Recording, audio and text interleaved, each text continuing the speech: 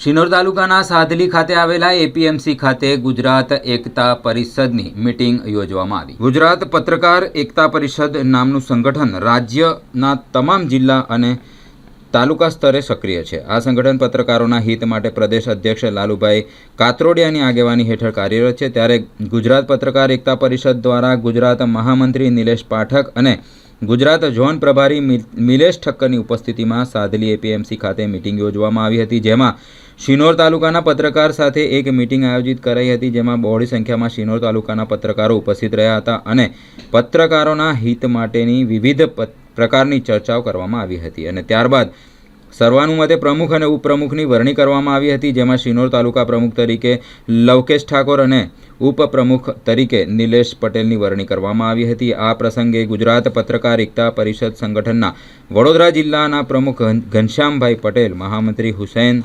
મંસૂરી, યુસુફભાઈ ફાટિયા સહિતના વિવિધ હોદ્દેદારો સાથે શિનોર તાલુકાના પત્રકારો ખાસ ઉપસ્થિત રહ્યા હતા।